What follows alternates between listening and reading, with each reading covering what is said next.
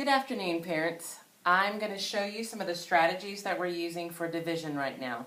I know it may seem a little confusing and why don't we just use the traditional algorithm, but the problem with the traditional algorithm is our students don't necessarily understand why they're going through those steps and what they're accomplishing. So we're breaking it down into smaller steps and going a little bit at a time to make sure that our students understand that process. So today our problem is 65 divided by 3. You might have seen this on the homework the other night. So our first example that we're going to use is a picture model. So first I have 65 and I'm going to break it into 3 groups, hopefully equal size, but it may have some remainders. So I'm going to write or draw 3 circles and use that 65. And one of the strategies I've been talking about, instead of in first and second and third grade when they might have done some division, they might have done one at a time. 1, 2, 3, 1 for you, 1 for you, 1 for you. But that's going to take a really long time to get all the way up to 65. So we're trying to show them that first, use some tens and see if you can use sticks of tens. We're referring back to those base 10 blocks where that full square is equal to 100. The sticks are equal to 10 and the singles are equal to 1. So in this example, can I do sticks of 10? Well, sure, I can have 10, 20, 30. Can I keep going with that? Let's try it. We have 40, 50, 60.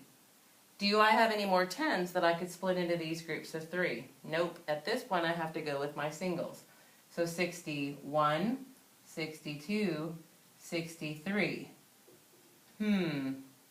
64, 65. I can't do that evenly, so I'm going to leave those off and say that I have a remainder of 2. And each group has how many? 10, 20, 21. 10, 20, 21. 10, 20, 21. So now I've realized that my quotient is going to be 21 with that remainder of 2. And I make sure that I highlight my answer to prove that I know what I'm doing. I could also flip back and prove my answer by multiplying that 21 times 3. 3 times 1 is 3, 3 times 2 is 6. If I added those final 2 remainders, I would get back to my original number of that 65. So that is a picture model, and some students are still going to need to do that for a couple more weeks until they really start getting it into their brain and understanding what this concept is. We could also use what is called a partial products model. Well, I'm looking at 65 divided by 3. So what are some products of 3 that I know?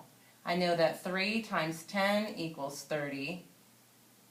3 times 20 would equal 60. So I know that my quotient is going to be part of that 20 because that's getting me very close to what I need. So how many more do I have left? 65 take away that 60 leaves me with 5. 5, I can still do that one of 3 or use that partial product now of that 3 times 1 equals 3, which gets me to 63.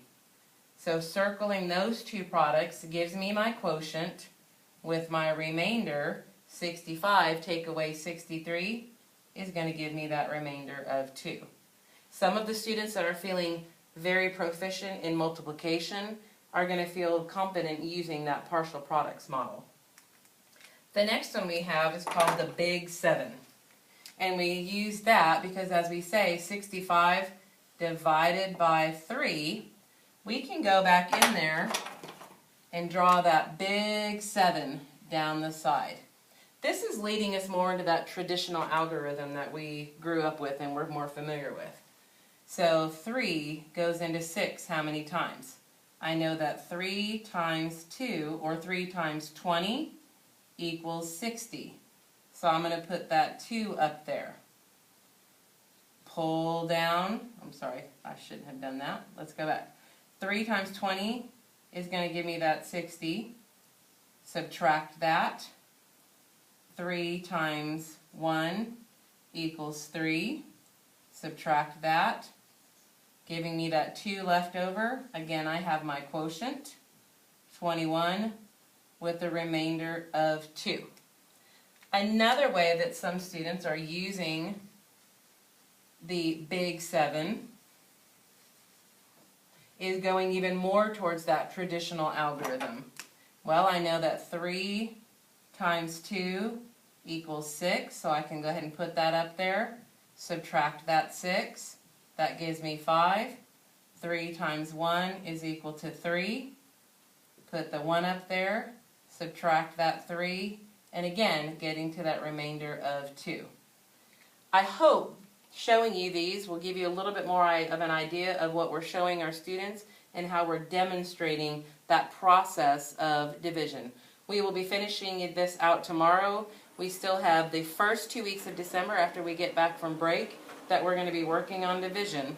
So I'm hoping that by that second week in December, we're able to really utilize that big 7 or that traditional algorithm. As always, if you have any questions, please give me an email or a call or even write me a note. Thanks. I hope you all have a great evening.